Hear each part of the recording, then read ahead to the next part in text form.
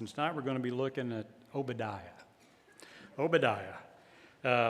It's a very short little book, 21 verses, one chapter.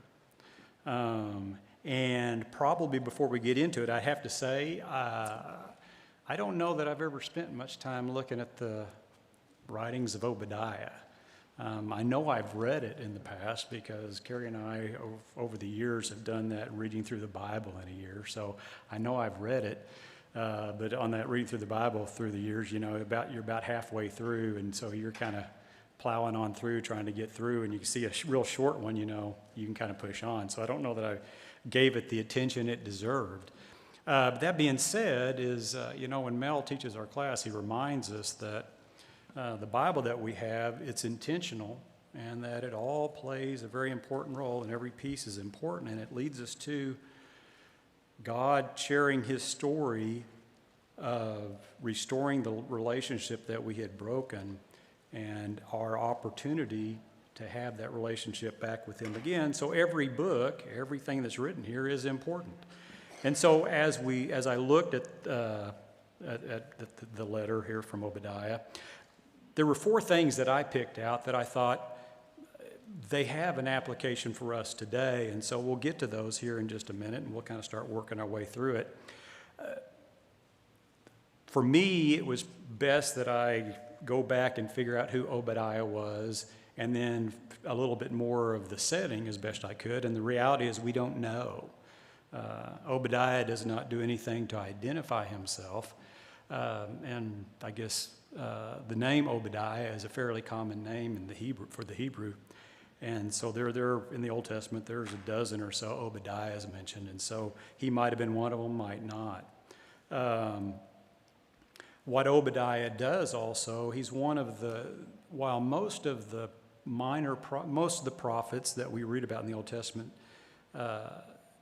they spend most of their time talking about Israel and Israel's struggle to remain faithful or exclusively faithful to God. Obadiah, in his writing, is a little different, and there are a few others that do that also, and that kind of may give us a little bit of hint about the time frame of when he's writing. Is Obadiah is going to spend time talking about the nation of Edom, and so he doesn't really talk about Israel or Judah probably, but he talks about the nation of Edom. And so, and the one thing that kind of helps us to maybe get a feel for the time frame for that is if we'll go back to, Jeremiah 49. Go to Jeremiah chapter 49, and starting in verse 7. Jeremiah does the same thing. Jeremiah spends time talking about the nations around Israel and Judah, and Jeremiah specifically addresses starting in verse 7, he addresses his criticism of Edom and what they had done, and specifically when we go down to verse 9 of Jeremiah 49, it says, "If grape pickers came to you, would they not leave a few grapes? If thieves came during the night, would they not steal only as much as they wanted?" And we're going to see that Obadiah says the very same thing. And so if we kind of look at that, that probably gives us a hint that Obadiah is a contemporary of Jeremiah. And if he's a contemporary of Jeremiah, then we're probably talking about when Obadiah talks about the destruction of Judah and Jerusalem, he's probably talking about the final destruction at the hands of the Babylonians. So that's probably the time frame we're looking at here with Obadiah. And so talking about Obadiah, now we're going to talk about, this criticism of the Edomites, probably would be wise to talk a little about who the Edomites are. And Mel, when he teaches our class for us, he's always really good about saying, he always takes us back to Genesis chapter 1. And Mel's a better teacher than I am. I can't get us to Genesis chapter 1, but I can get us back to Genesis chapter 25. So if we'll go back to Genesis 25, we'll start our introduction to the nation of Edom, and then bring it forward to where we can get to Obadiah's time, and then talk about some of the things that he mentions. So Genesis 25.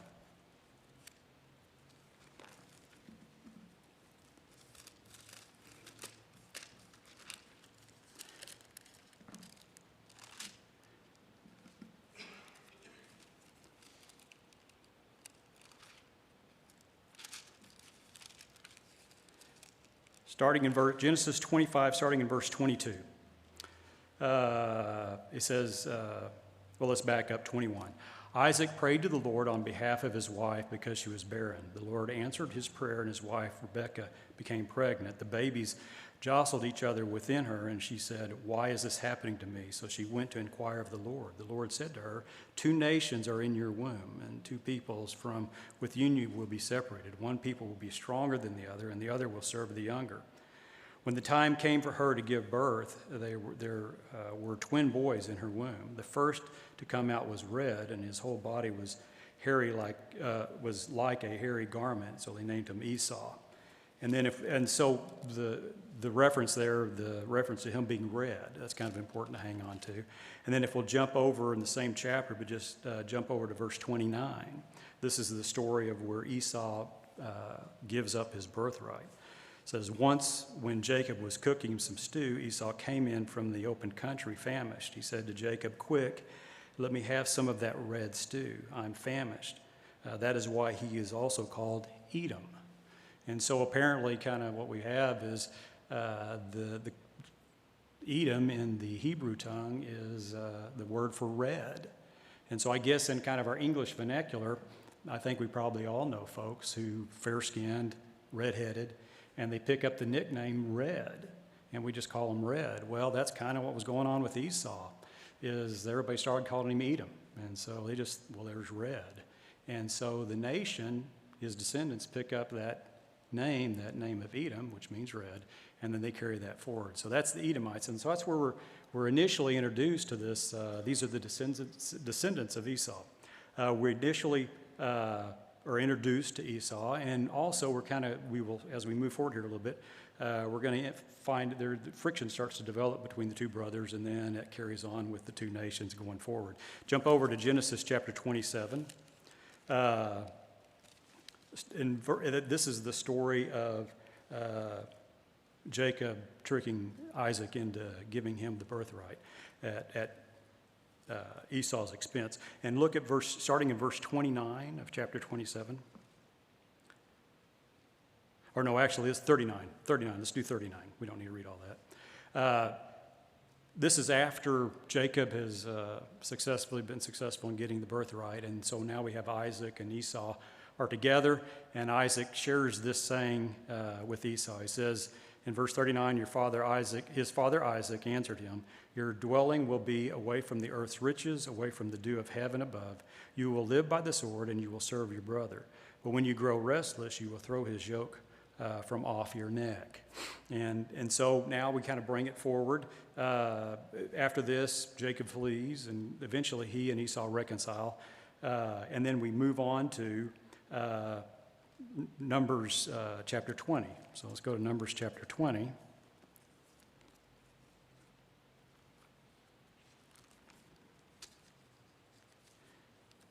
And this is starting in verse 14. Okay, so as time has unfolded here, the Israelites, they've already gone down to Egypt. They've been released from their captivity, and they're coming back, and they're in the process. They've been wandering in the desert, and now they're coming back and preparing to enter the promised land into Canaan. And now we're reintroduced to the nation of Edom. And this is in verse 14 of Numbers chapter 20. It says, "Moses sent messengers from Kadesh to the king of Edom, saying, 'This is what your brother Israel says. You know about all the hardships that have come upon us. Our forefathers went down into Egypt, and we lived there many years. The Egyptians mistreated us and our fathers, but when we cried out to the Lord, he heard our cry and sent an angel and brought us out to Egypt. Now we are here at Kadesh, a town on the edge of your territory. Please let us pass through your country. We will not go through any field or vineyard or drink water from any well. We will travel along the king's highway and not turn to the right or to the left until we have passed through your territory.' But Edom answered, 'You may not pass through here. If you try, we will march out and attack you with the sword.' The Israelites replied, 'We will go along the main road, and if our livestock drink any of your water, we will pay for it.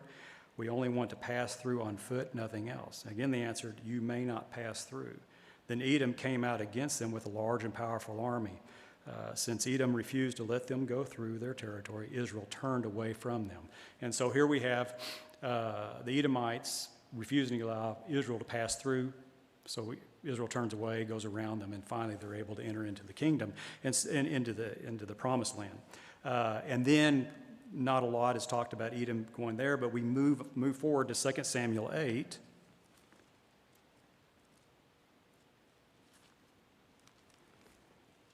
And we're reintroduced to the Edomites.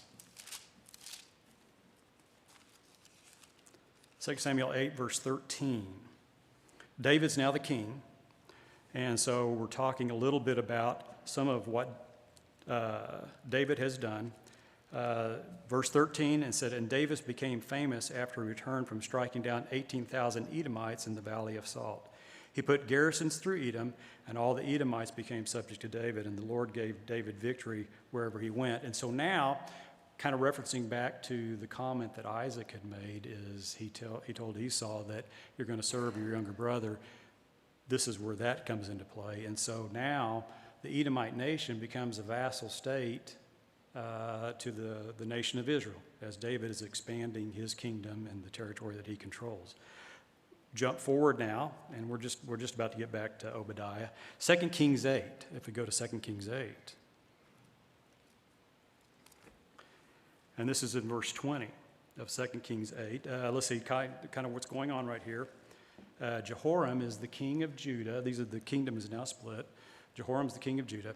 And to kind of give you maybe a little bit of reference with that name, is Jehoram is a king of Judah about the same time that Ahab and Jezebel.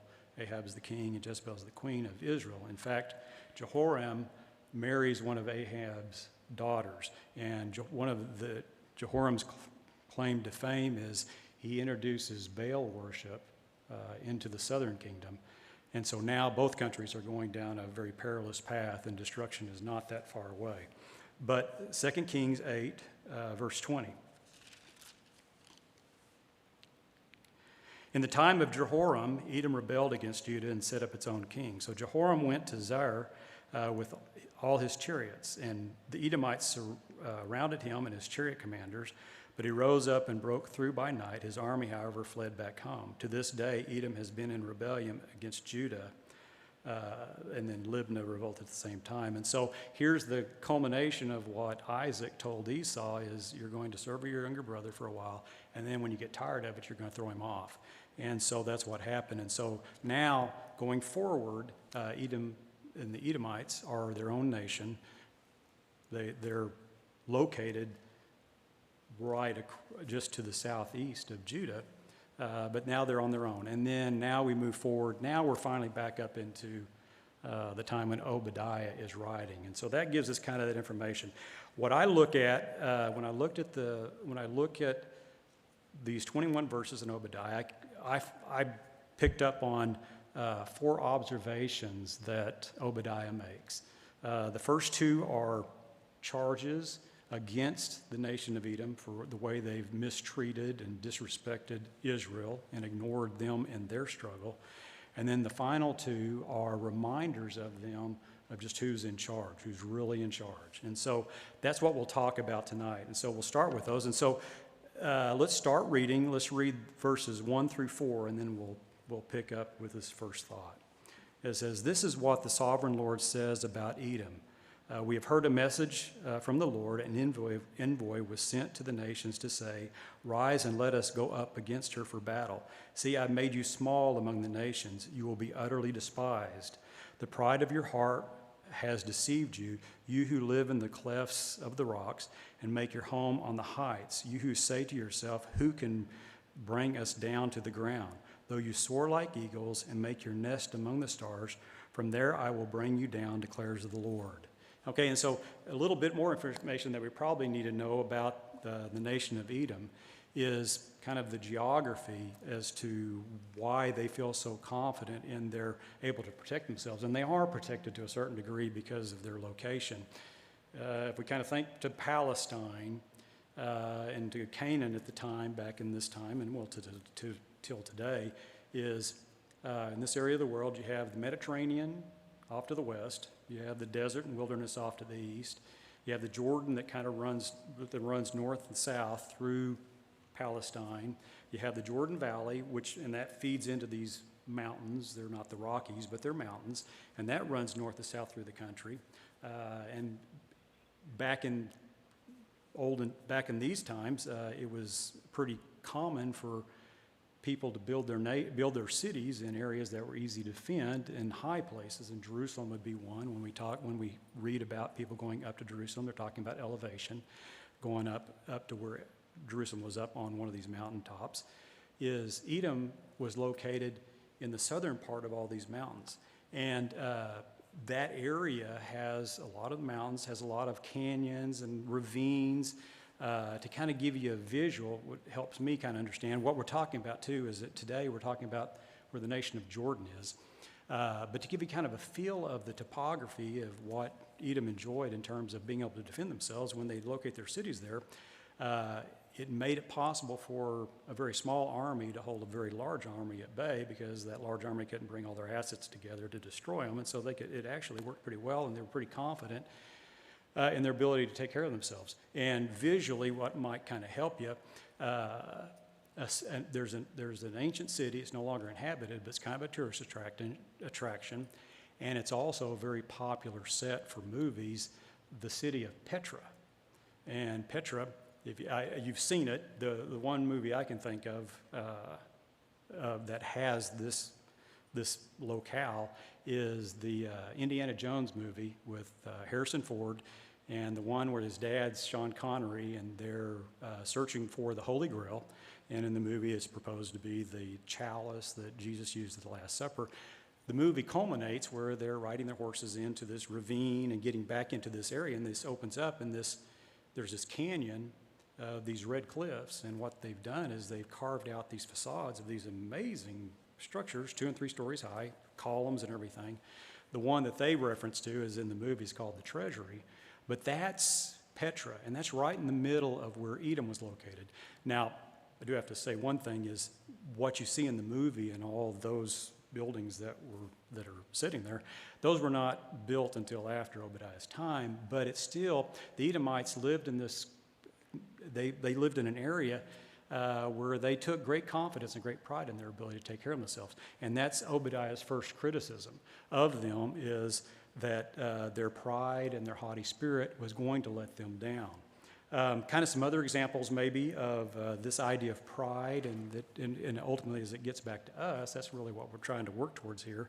Another example of the arrogance and the pride that was demonstrated by the Edomites is we see Exodus chapter 7 through 12. We won't read all that, but it's the story of Pharaoh, Moses and Aaron, and the plagues. And so what we would see with those plagues, specifically, I just wrote 3 of them down. Exodus 8:15, Exodus 8:30-32, and Exodus 9:33-35. We would have the plague was sent. Pharaoh would ask Moses and Aaron to please make the plague go away. They would pray, the plague would go away, and then it ultimately would say Pharaoh hardened his heart. And so Pharaoh, his pride and his arrogance would come back up, and then and it took a lot to finally break him down. It took the death of his son where he finally broke down and let Israel go. Another one that I'd like to read, though, is actually Acts chapter 12.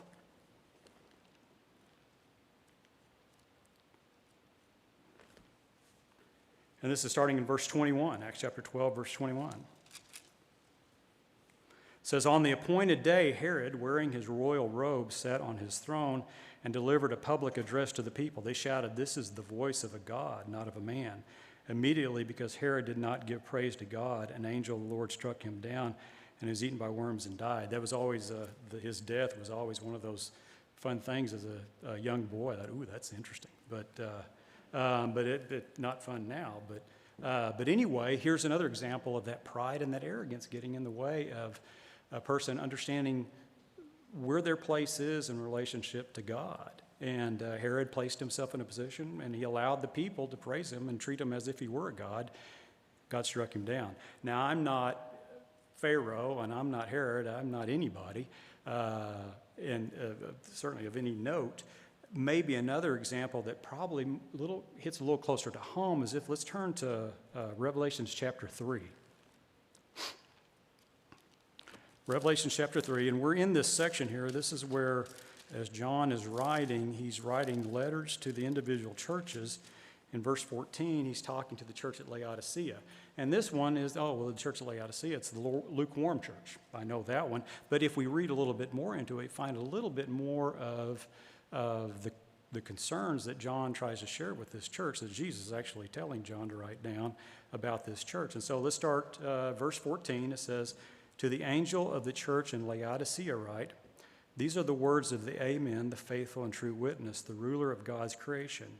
I know your deeds, that you are neither cold nor hot. I wish you were either one or the other.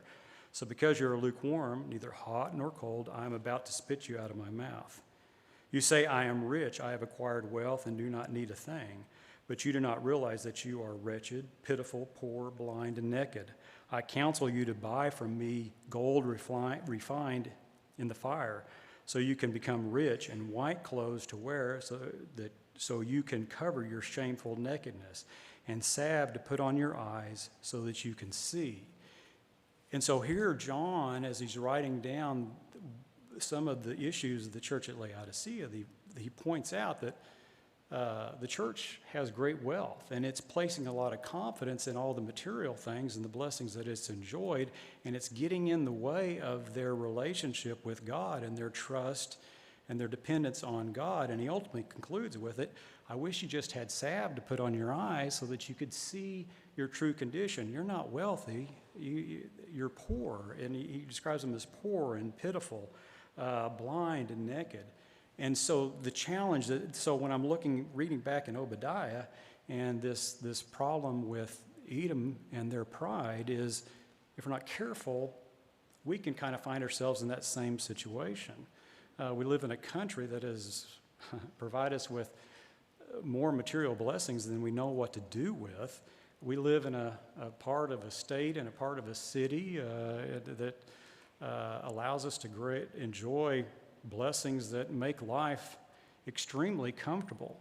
And if we're not careful, we can become so consumed with or distracted by, that's the better word. We can become so distracted by all the things that we enjoy and all the blessings that we enjoy that we start losing sight of God and our need to be dependent and trusting in Him. And so anyway, that church at Laodicea, pride and arrogance, that's kind of a problem. I've just got a variety of verses here. Luke 12. Let's go to Luke 12. Luke 12:16.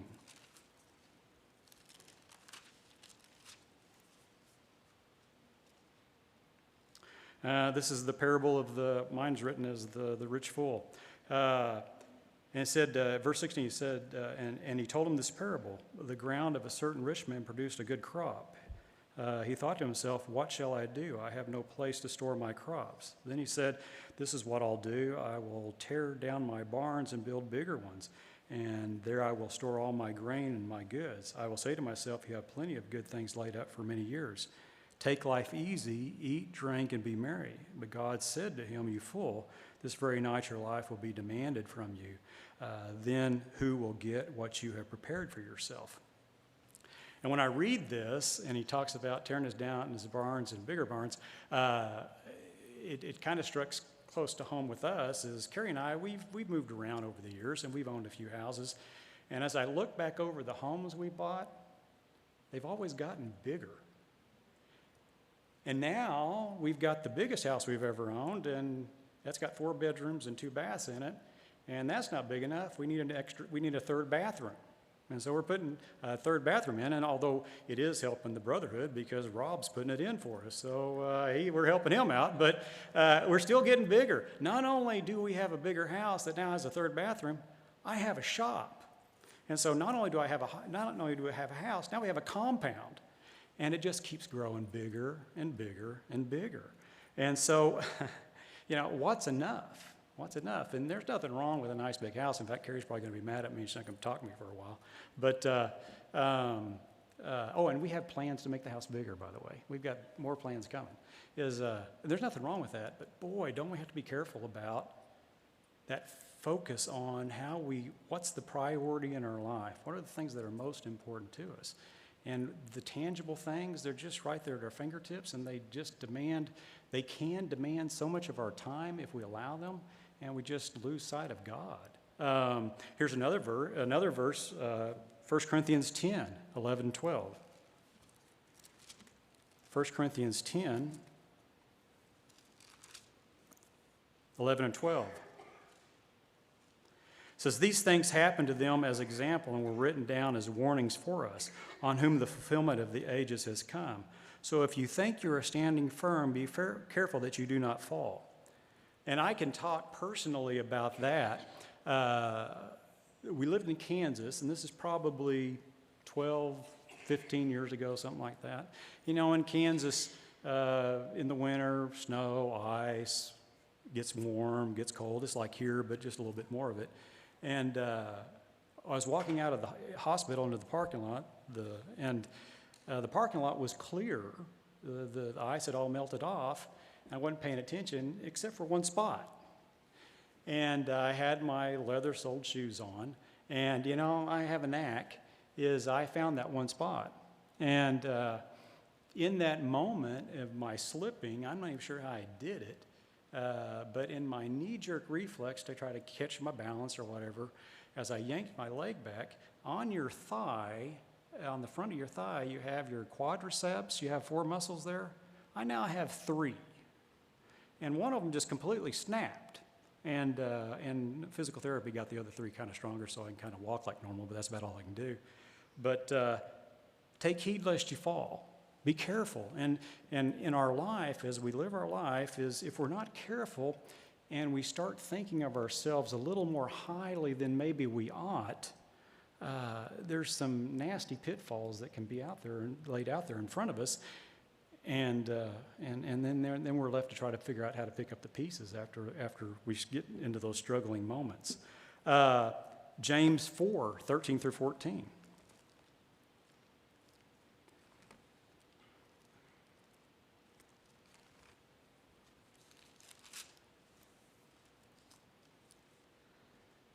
Now listen, you who say today or tomorrow we will go to this or to that city, spend a year here, carry on business, and take money. Why do you not even know what will happen tomorrow? What is your life? You are a mist that appears for a little while and then vanishes. And isn't that right? I turned 61 last month, and 61 years. It's not been 61 years, and yet it has. It just blows by. And another thing, Carrie and I were fortunate. We have all 4 of our parents still. My dad's the oldest, and they're all thriving. My dad's the oldest. He's about 85, and Carrie's mom was late 70s, something like that. She's the youngest of the 4. But 5 years from now, 10 years from now, that gets kind of real, and it's going to end. And so we do need to be careful about being so unaware of the priorities in life that we allow things like the good things that we have been provided to so consume our time and our interests that we lose track of what's the most important. But we're talking about pride here, and we're talking about arrogance.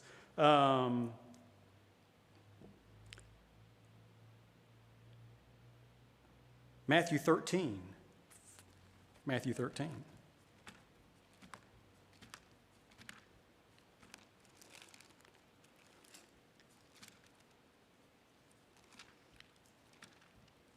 Starting in verse 14. This is Jesus talking about, and let me back, I'll read it. Matthew 14, it says, in them is fulfilled the prophecy of Isaiah.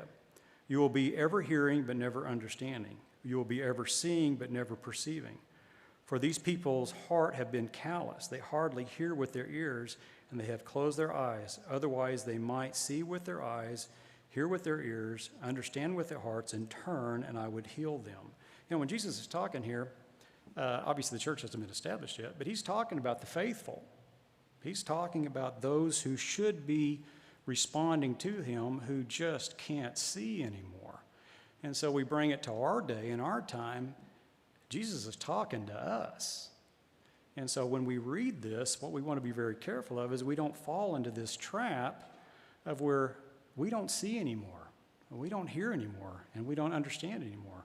And we get to a place where we've completely lost the sight of God. We get to a place where, if nothing else, church just becomes a social event, and it's just something we do to occupy 3 hours of our week.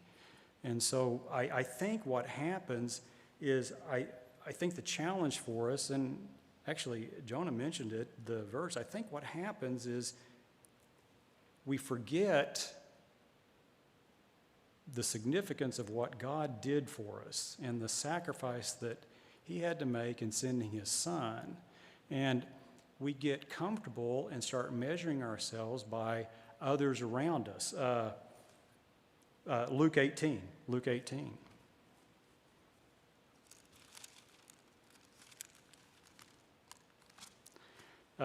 Starting in verse 9, he says, "To those who are confident in their own righteousness and look down on everybody else," Jesus told this parable. "Two men went up to the temple to pray, one a Pharisee and the other a tax collector.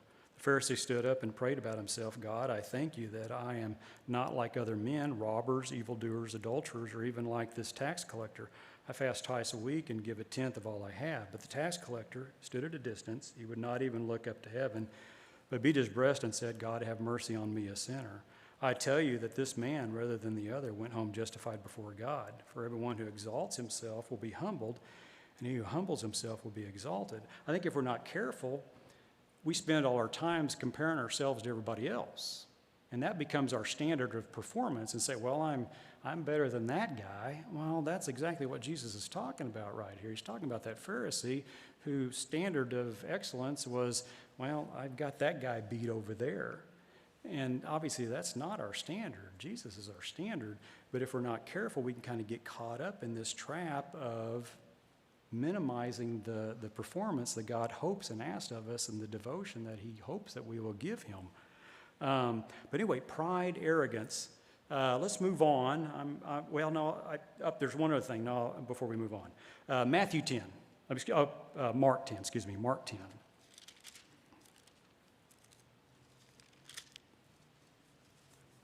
Starting in verse 17. Said, "And Jesus started on his way. As Jesus started on his way, a man ran up to him and fell on his knees before him. 'Good teacher,' he said, 'what must I do to inherit eternal life?' 'Why do you call me good?' Jesus answered. 'No one is good except God alone. You know the commandments. Do not murder, do not commit adultery, do not steal, do not give false testimony, do not defraud, honor your father and mother.' 'Teacher,' he declared, 'all these I have kept since I was a boy.' Jesus looked at him and loved him. 'One thing you lack,' he said, 'go sell everything you have and give to the poor, and you'll have the treasure in heaven. Then come follow me.' At this, the man's face fell. He went away sad because he had great wealth." I like Luke's telling of this story. He gives us a little bit more information.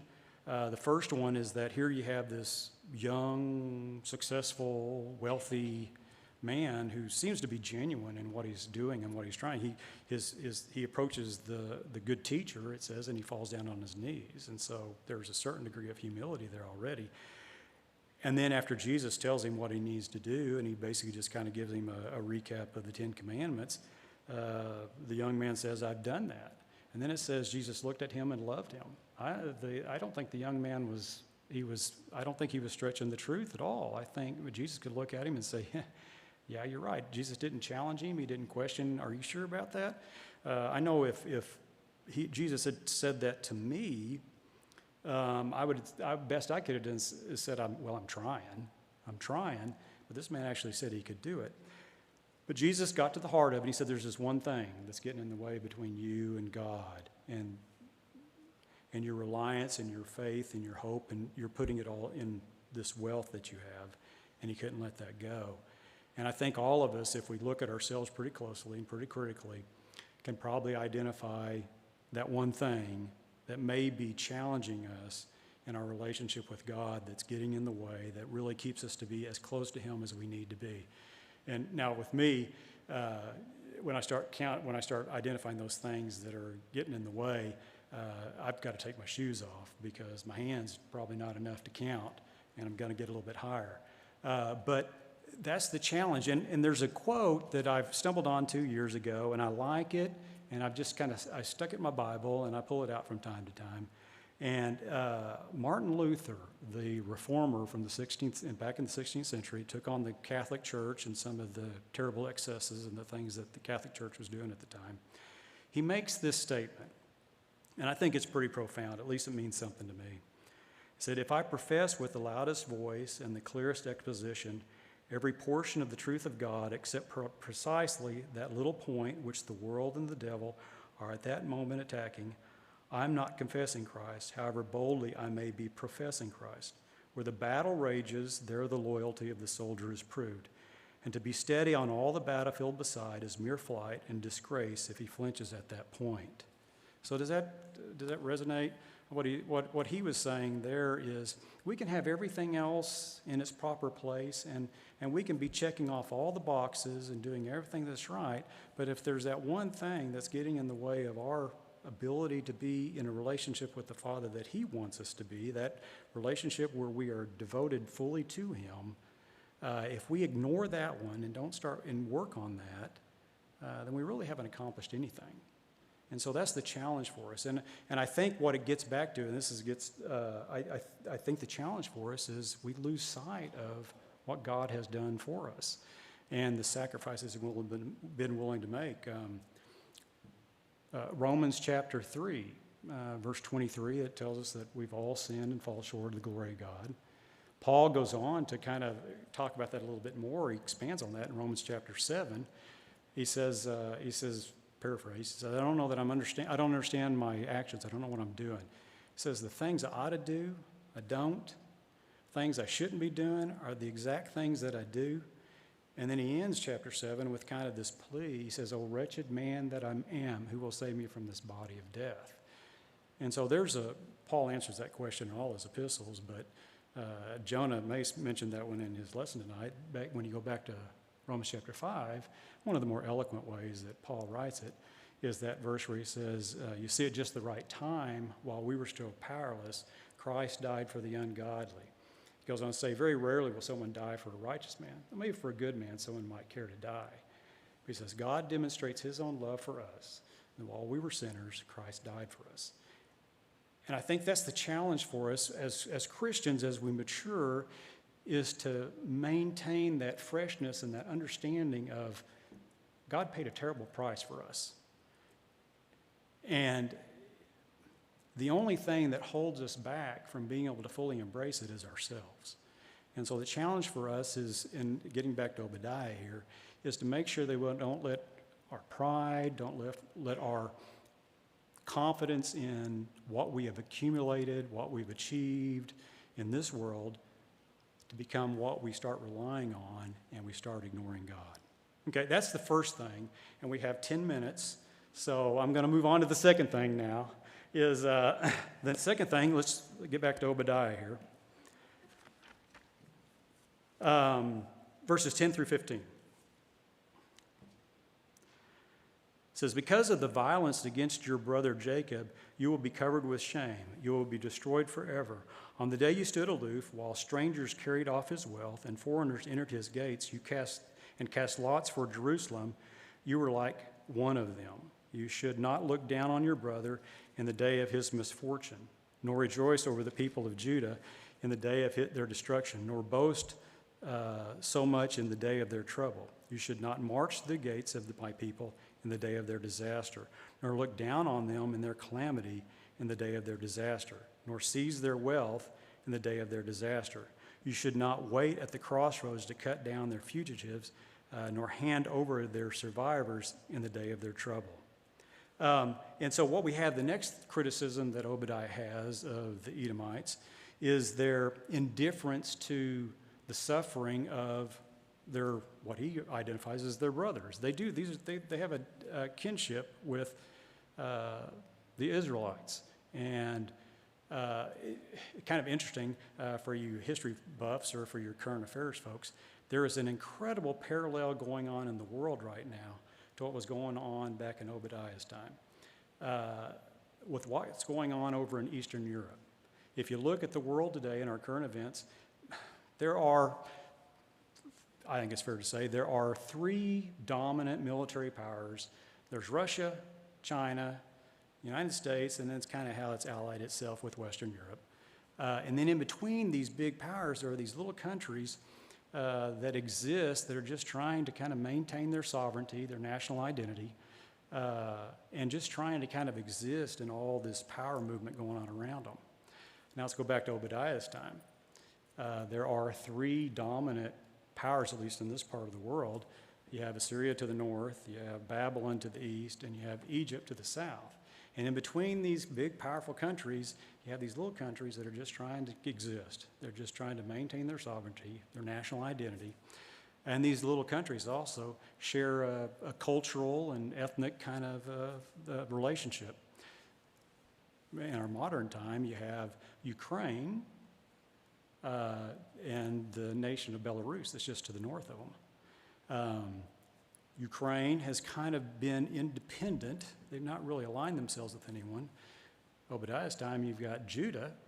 It's kind of independent, not really aligned themselves with anyone. Bring it forward, you got Belarus, aligned itself with Russia. Not only has Belarus aligned itself with Russia, but it allowed Russia to move its military into its territory to attack the Ukraine from the north.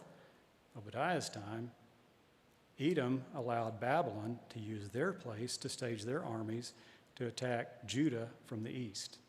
And so, Ecclesiastes 1:9, there's nothing that hasn't been already done. There's nothing new under the sun.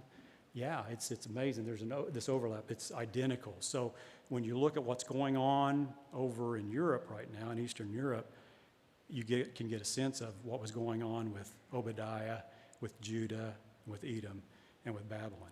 But anyway, so kind of an interesting, I think, a kind of interesting parallel there. Some examples of this indifference, this lack of concern for folks and their suffering. The first one I'd like to turn to is John chapter 8.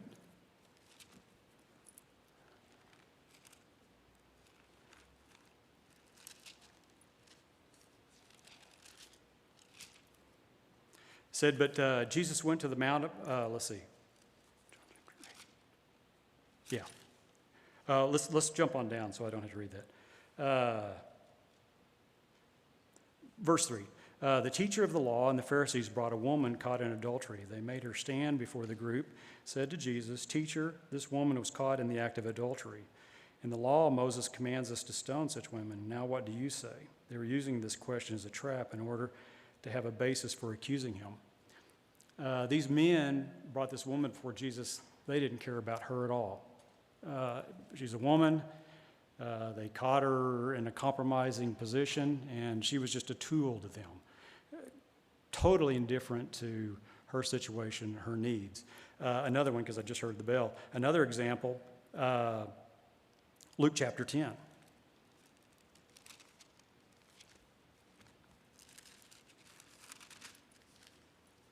Starting in verse 30. Said, in reply, Jesus said, "A man was going down from Jerusalem to Jericho when he fell into the hands of robbers. They stripped him of his clothes, beat him, and went away, leaving him half dead. A priest happened to be going down that same road. When he saw the man, he passed on by the other side. So to a Levite, when he came to the place and saw him, passed on to the other side." And we'll start with that one. We'll get to the Samaritan here in just a minute. But Jesus, when he's talking to the religious leaders, and he specifically includes in his story religious leaders, those who ought to have been sensitive to the plight of this man, and they weren't. And so bringing that forward to us, the challenge is, where do we fall? Are we akin, or do we fall closer? Are we more akin to the priest and the Levite, or ultimately here for the Samaritan? And the parallel that I like to look to with that is Matthew 25.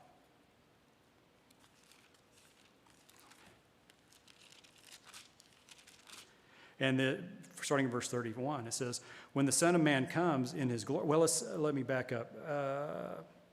No, we'll read that one. "When the Son of Man comes in his glory and all the angels with him, He will sit on his throne in heavenly glory. All the nations will be gathered before him, and he will separate the people one from another as a shepherd separates the sheep from the goats. He will put the sheep on the right and the goats on the left. The king will say to those on his right, "Come, you are blessed by my Father. Take your inheritance, the kingdom prepared for you since the creation of the world. For I was hungry, and you gave me something to eat. I was thirsty, and you gave me something to drink. I was a stranger, and you invited me in. I needed clothes, and you clothed me. I was sick, and you looked after me. I was in prison, and you came to visit me." Then the righteous will answer him, "Lord, when did we see you hungry and feed you, or thirsty and give you something to drink? When did we see you a stranger and invite you in, or needing clothes and clothe you? When did we see you sick or in prison and go to visit you?" The king will reply, "I tell you the truth. Whatever you did for one of the least of these brothers of mine, you did for me." And so the parallel here is, now that's the people that acted on the suffering that they saw, and then he identifies the goats, and those are the folks that didn't. Getting back to our parable of the Good Samaritan, it's the same thing, is you have the priest and the Levite would fall into the category of the goats. The Samaritan falls into the category of the sheep. And so the challenge for us is, what do we do when we see suffering around us? Are we even being casual? Are we even aware of the suffering around us? I know for me personally, I spend most of my time with my head buried and don't pay attention. I don't, there's opportunities to do all kinds of good things that I don't even see, let alone choose not to act on. And so the challenge is, okay, Jeff, what are you going to do with what the abilities God gives you to be more aware and concerned for that suffering that goes on around you, and those people that are really trying to figure out life and don't have a clue? I've been blessed with the answer. Am I willing to share it? And I think it's not an accident that when Matthew retells the events of Jesus' life as he puts them there, and if Jesus